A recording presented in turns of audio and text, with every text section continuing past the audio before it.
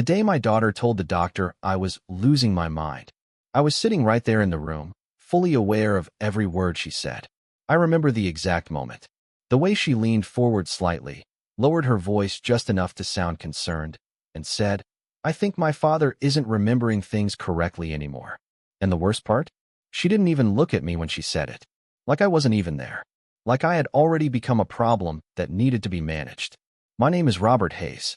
I'm 70 years old, and until that moment, I believed my daughter, Claire, was the one person in this world who would always stand beside me.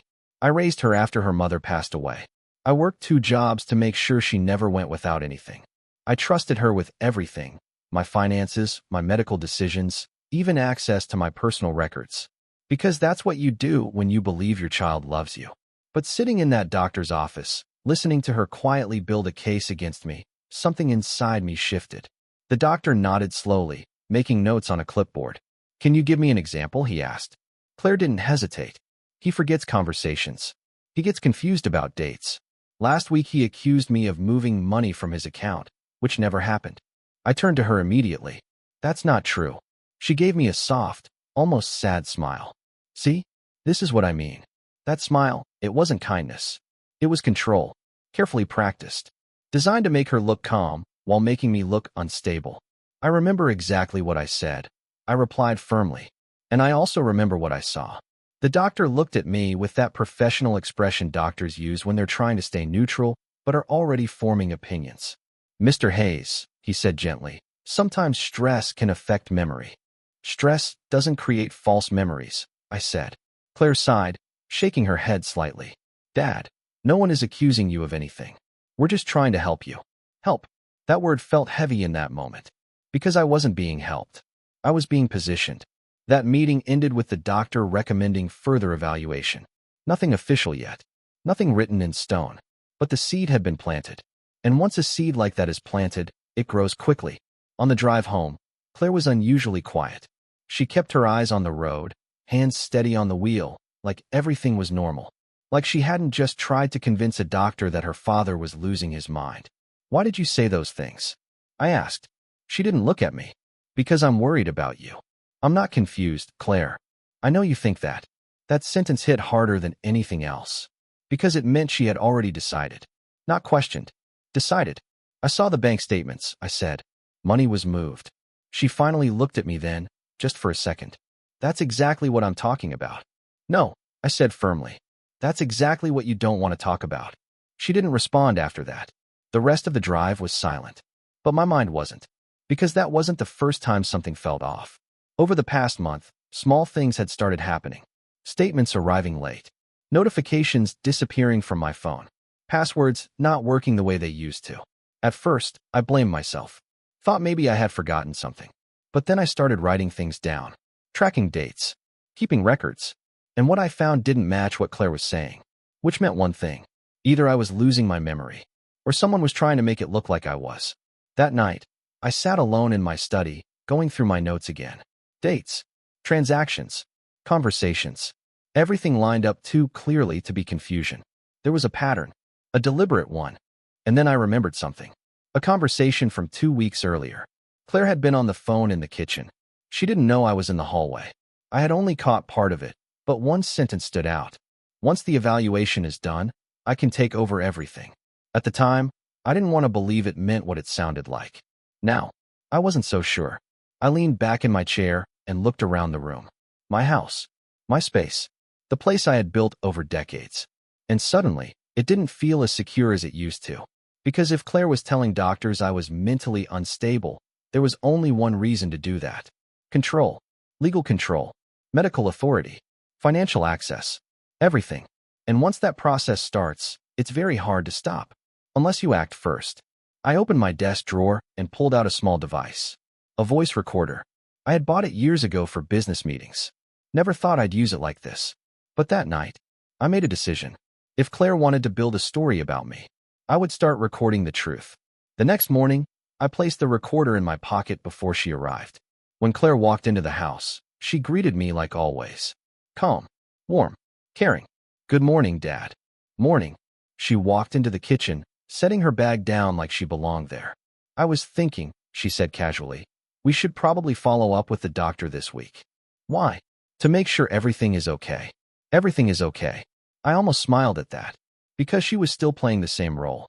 Concerned daughter. Responsible caretaker. But now, I was listening differently. I feel fine, I said. She turned toward me. You don't always realize when something's wrong. There it was again. That subtle push. That quiet attempt to redefine reality. I remember everything clearly, I said. Claire crossed her arms. Then tell me what you accused me of last week. I looked straight at her. I said money was moved from my account without my permission. She shook her head. That never happened. I reached into my pocket slowly. Not to show the recorder, just to feel it there. Recording everything. Are you sure about that? I asked. Yes. Her answer was immediate, confident, and completely false. Because I had already printed the statement. I had already seen the transaction. But I didn't show her. Not yet. Because this wasn't about proving one moment. This was about something bigger. A pattern. A story she was building. And now, I was capturing every word of it. Claire walked closer, her voice softer now.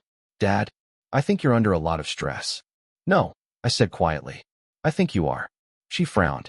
What does that mean? It means you're trying very hard to make me look like something I'm not. The room went silent. For a brief moment, her expression changed. Not to concern. To something sharper. Something real. You're imagining things, she said. Maybe. Or maybe. I was finally seeing things clearly. Because what Claire didn't know was that every conversation we had from that moment on was no longer just words. It was evidence. And the moment she pushed this too far, the truth wouldn't be a debate anymore. It would be recorded. The first time I realized how far Claire was willing to go wasn't during an argument. It was during a quiet afternoon. Because betrayal doesn't always come with shouting. Sometimes it comes in whispers. That day, Claire told me she needed to run a few errands and would be back in a couple of hours. She smiled the same way she always did, calm and reassuring, like everything was under control. But this time, I didn't trust that smile. The moment she left, I stood by the window and watched her car disappear down the street. Then I did something I had never done before in my own home. I followed her. Not directly. I waited a few minutes, then took my car and drove slowly, carefully, making sure to keep distance. My hands felt strange on the wheel, not because I was nervous, but because I couldn't believe I had reached a point where I needed to do this. Follow my own daughter. After about 15 minutes, she pulled into a parking lot. Not a grocery store. Not a pharmacy. A law office. I parked across the street and stayed inside the car, watching. Claire stepped out, adjusted her coat, and walked inside like she had done it many times before. That was the moment everything became real. This wasn't concern. This wasn't confusion. This was planning. And suddenly, every strange conversation, every delayed bank statement, every subtle accusation started to connect. I didn't go inside. Not yet. Because I needed more than suspicion. I needed proof. So I went home. And that night, I prepared. The next morning, when Claire arrived, I greeted her normally. No questions. No tension. Just the same calm routine she expected. Did you get everything done yesterday? I asked casually. She nodded. Yes, just some paperwork. Paperwork. I almost smiled. What kind of paperwork? Oh, just boring stuff, she said quickly. You wouldn't be interested. That was the second confirmation. Because when people lie, they simplify things. They make them sound small, unimportant, so you don't look deeper. But I was already looking. Later that day, while Claire was in the kitchen on another phone call, I quietly walked into the hallway and stood just out of sight. The recorder was already running in my pocket. I spoke to him yesterday, she said in a low voice. He agreed we can move forward soon. There was a pause. Yes, I know, but the evaluation will help. Once that's done, it's easier. Another pause. I just need everything in place first. My chest tightened. Everything in place. That meant timing. That meant coordination. That meant this wasn't something she had just started thinking about. This had been building. Carefully. Slowly. And I had been right in the middle of it, without even realizing. I stepped back quietly before she could notice me. My mind was racing now. Evaluation. Lawyer. Paperwork. There was only one explanation that made sense. Guardianship. Legal control over my decisions. My finances. My property. Everything. And once that process starts, it becomes very difficult to fight. Unless you already have evidence. That night, I called someone I hadn't spoken to in years. Daniel Reeves. He had been my lawyer for over 2 decades before retiring from active practice. He was sharp, experienced, and most importantly, someone I trusted. When he answered the phone, his voice was older, but still steady. "Robert? It's been a while." "It has," I said. "I need your help." There was a short pause. "What kind of help?" "The kind where I need to know exactly what someone can legally do before they do it." That got his attention. "Explain." So I did. Everything. The doctor visit. The bank transactions. The law office. The phone calls. The subtle shift in Claire's behavior. Daniel didn't interrupt. He just listened. When I finished, there was silence on the line for a moment. Then he spoke. "She's preparing for guardianship. I've started collecting something." "Good," Daniel replied. "Keep going. But be careful. If she suspects anything, she may move faster." Move faster. That meant I was already in a race. A race I didn't even know I was running until now. The next few days, I became someone different. Not weaker. Not confused. Just quieter. More observant. I let Claire talk. I let her explain things. I let her believe I was slowly becoming the version of me she was describing to others. And every time she spoke, I recorded it. One afternoon, she sat across from me with a folder in her hand. "I think it's time we organize some of your documents," she said gently. "What kind of documents?" "Financial records. Property papers. Just to keep things simple." "Simple." That word again. "I already have everything organized," I replied. She smiled. "I know, but it would help if I had copies too." "Why?" "In case something happens." There it was. Always that same direction. Control disguised as care. "I'll think about it," I said. Her smile tightened slightly. "Okay." But I could see it in her eyes. She didn't like that answer. Because she wasn't asking. She was expecting. That night, I checked my bank account again. Another transfer. Larger this time. And this one wasn't even hidden well. It was direct. Bold. Like she was becoming more confident. Or more desperate. Either way, it was a mistake. Because now, I had something concrete. Not just words. Numbers. Records. Evidence. The next morning, I met Daniel in person. He reviewed everything carefully. The statements. The notes. The recordings. When he finished, he leaned back in his chair. "She's not just planning," he said. "She's already acting." "I know. And she's getting comfortable." "That's good for us," I replied. He raised an eyebrow. "Is it?" "Yes," I said calmly. "Because people make their biggest mistakes when they think they're winning." Daniel looked at me for a long moment. Then, slowly, he smiled. "You haven't lost your mind, Robert." "No," I said quietly. "I've just been paying attention." We began preparing immediately. Not for confrontation. Not yet. For timing. Because if Claire wanted to build a case against me, I was going to let her. Let her speak. Let her act. Let her believe everything was going exactly the way she planned. And when the time came, I wouldn't argue. I wouldn't defend. I would simply press play. Because what Claire didn't understand was that every word she said, every move she made, every lie she told, was no longer invisible. It was recorded. And when the truth finally came out, it wouldn't just stop her plan. It would destroy it completely. The day the official papers arrived, I knew the game had reached its final stage. They were delivered early in the morning. A plain envelope. No emotion. No hesitation. Just legal words printed on cold paper. I opened it slowly, already knowing what I was about to read. Petition for guardianship. Filed by my daughter, Claire Hayes. The reason? Progressive cognitive decline. I read that line twice. Not because I didn't understand it, but because I needed to feel it fully. Because once something like that is written, it changes everything. It doesn't just question your memory.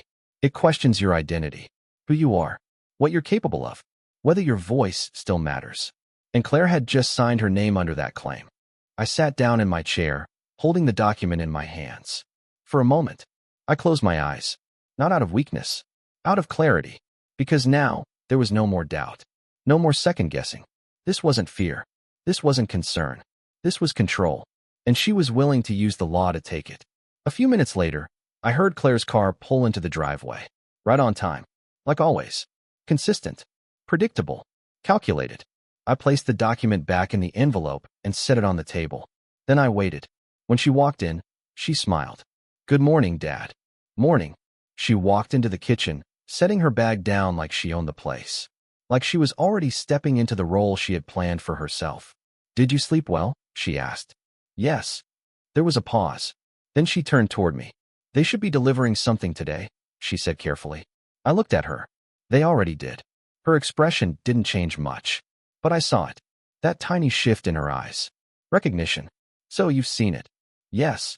She walked closer, her voice softer now. Dad, I know this looks serious, but it's just a formality. It's to protect you. Protect. That word again. From what? I asked. She sighed gently. From making decisions that could hurt you. I nodded slowly. And who decides what those decisions are? I would, she said. There it was. Clear. Direct. No more hiding. And what happens to everything I own? I asked. It stays safe, she replied. With you? With someone who can manage it properly. I almost smiled. Because she didn't even realize how much she was revealing anymore. Or maybe she did. Maybe she just thought it didn't matter. Because she believed she had already won. When is the hearing? I asked. Next week. So soon. She wasn't wasting time. That meant she was confident. Or desperate. Maybe both. Okay, I said calmly. That seemed to surprise her. You're not upset? No. She studied my face for a moment. Trying to read something. Anything. But I gave her nothing. Because I had already decided. The truth wouldn't come out here. Not in this house. Not in conversation. It would come out where it mattered. In court. That night, I met Daniel again. I handed him the papers. He read them carefully, his expression serious. She's moving fast, he said. I know. You'll need to respond immediately. I'm ready. He looked at me. Are you? I reached into my pocket and placed the recorder on the table. Then another. And another. Days of conversations. Hours of truth. Every word she thought was safe. Every lie she thought would never be questioned. Daniel stared at the devices for a moment. Then he looked back at me. This changes everything. That's the idea. Over the next few days, we prepared. Not just legally. Strategically. We organized the recordings. Matched them with dates. Connected them with bank statements. Phone logs. Everything. Piece by piece, the story Claire had been building started to fall apart. And in its place, the truth became clearer. But then, we found something neither of us expected. One of the recordings. A phone call. Late at night. Claire's voice was different in this one. Not soft. Not careful. Confident. Almost excited. I've already started moving the money, she said. A pause. Yes, I know. Once I get control, we can finalize everything. Another pause. No, he has no idea. He actually thinks I'm helping him. I felt my chest tighten. But it wasn't over. Of course I'll transfer your share, she continued. You're the one who set this up. Daniel stopped the recording. He looked at me. She's not alone. No, she wasn't. There was someone else. Someone helping her. Someone guiding her. Can you identify the voice? Daniel asked. No, I said slowly. But I think I know where to start. Because suddenly, everything made more sense. The law office. The speed. The confidence. This wasn't just Claire's idea. This was a plan. And she wasn't the only one behind it. The hearing came faster than expected. 1 week. That was all it took. 1 week for my daughter to try and prove I wasn't capable of living my own life. The courtroom was quiet that morning. Simple. Cold. Professional. Claire sat across from me. Dressed neatly. Composed. Prepared. She didn't look at me. Not once. Her lawyer sat beside her. A man I recognized immediately. The same man whose office she had visited. Everything connected. Everything confirmed. Daniel leaned toward me. That's him, he whispered. I nodded. The judge entered. Everyone stood. And just like that, it began. Claire's lawyer spoke first. Calm. Confident. He presented the narrative clearly. An aging father. Declining memory. Poor financial decisions. A concerned daughter trying to protect him. It was convincing. Well-structured. Almost perfect. If you didn't know the truth. Then Claire spoke. Her voice was soft. Careful. Emotional. I love my father, she said. I just want to make sure he's safe. Safe.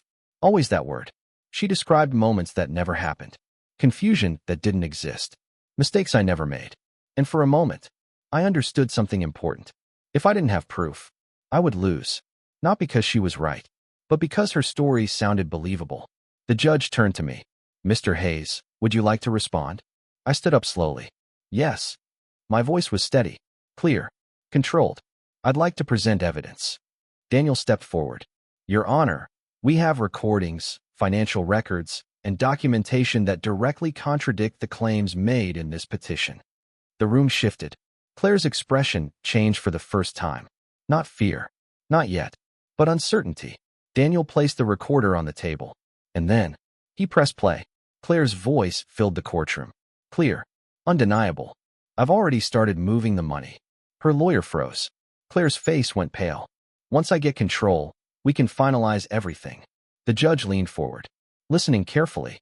Of course I'll transfer your share. The recording ended. Silence. Heavy. Complete. The kind of silence that changes everything. The judge looked at Claire. Would you like to explain this? Claire opened her mouth, but nothing came out. Because there was nothing left to say. The truth had already spoken, and it was louder than anything she could argue.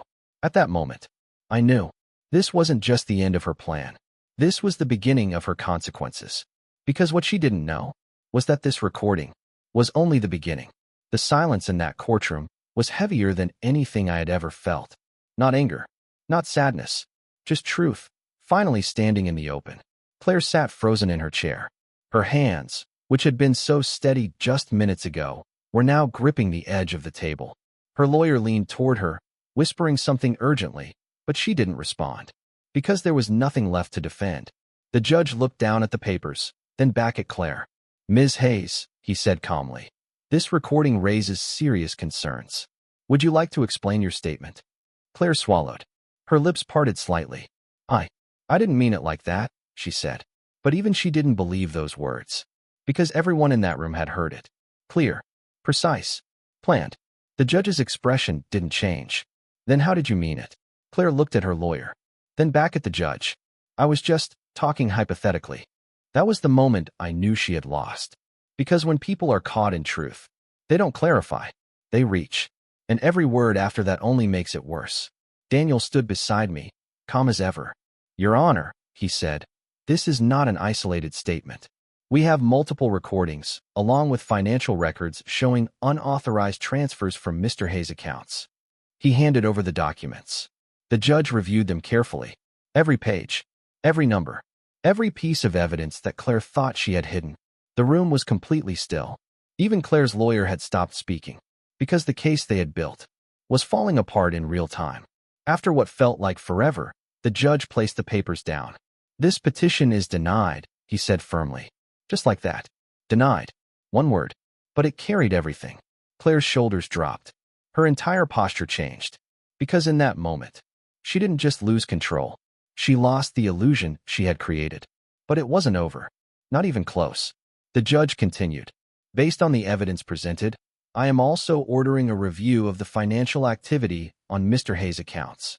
Claire's head snapped up. Fear. Real fear. The kind she hadn't shown before. This court takes allegations of financial exploitation very seriously. Her lawyer tried to step in. Your Honor, perhaps we should. No. The judge interrupted. I've heard enough. And that was it. The case she had carefully planned ended in less than an hour. But the consequences? Those were just beginning. Outside the courtroom, Claire finally looked at me. Really looked at me. For the first time in weeks. Dad, she said quietly. I didn't respond. Because I didn't know what to say anymore. What do you say to someone who tried to erase you while you were still alive? I was trying to help, she added. No, I said calmly. You were trying to take control. She shook her head quickly. That's not true. Then why the money? She froze. No answer. Why the lawyer? I continued. Why the recordings? Why the lies? I panicked, she said, her voice breaking slightly. I thought if something happened to you, everything would be a mess. So you decided to take everything before anything could happen? That's not. It is, I said firmly. She looked down. Tears began forming in her eyes. But something inside me didn't move. Not anger. Not sympathy. Just distance. Because this wasn't a mistake. This was a series of choices. Careful ones. Repeated ones. And now, she had to face them. There's something else, I said. She looked up slowly. What? I held her gaze. You weren't alone. Her expression changed instantly. Sharp. Defensive. I don't know what you mean. Yes, you do. I reached into my pocket and pulled out my phone. Then I pressed play. Her voice again. But this time, it wasn't just hers. Once I get control, we can finalize everything. A second voice followed. Low. Familiar. You're doing the right thing, Claire. He won't even notice. Her eyes widened. Her breathing changed. Stop, she said quickly. But I didn't. Just make sure the paperwork goes through before he figures anything out. I paused the recording. The silence between us was different now, because the truth had gone deeper. Who was that? I asked. She didn't answer, but she didn't need to, because I already knew. I had spent days thinking about that voice, replaying it, breaking it down, and then it hit me. Someone who had been around long enough. Someone who knew my finances. Someone I trusted almost as much as family. Mark, I said quietly. My former financial advisor. The man who had handled my accounts for years. The man who knew exactly how everything was structured. Claire closed her eyes. And that was all the confirmation I needed. The investigation moved quickly after that. Faster than Claire expected. Faster than Mark expected. Because once the court got involved, everything was exposed. Bank records, transfers, communication logs, all of it. Mark was questioned, then charged. Fraud, conspiracy, financial exploitation. The same man who once sat at my table, shaking my hand, telling me my future was secure, was now facing consequences he never planned for. Claire wasn't charged, but she wasn't untouched either. Her reputation, her credibility, her relationship with me, all of it changed. Permanently. A week later, I returned home. Alone. The house was quiet again. The way it used to be. The way it should have been all along. I walked through each room slowly, not looking for anything, just remembering. Because despite everything, this place still held my life. Not money, not documents, moments, years, memories that no one could transfer or control. I sat down in my chair near the window, the same place where this all started, the same place where I first realized something was wrong. But now, everything was clear. Claire thought I was losing my mind. She thought I wouldn't notice. She thought she could rewrite my reality, piece by piece. What she didn't know was that I was watching, listening, recording. And when the moment came, I didn't need to argue. I didn't need to prove myself with words. I just needed to press play. Weeks passed. Claire tried to call a few times. I didn't answer. Not because I hated her, but because I needed distance.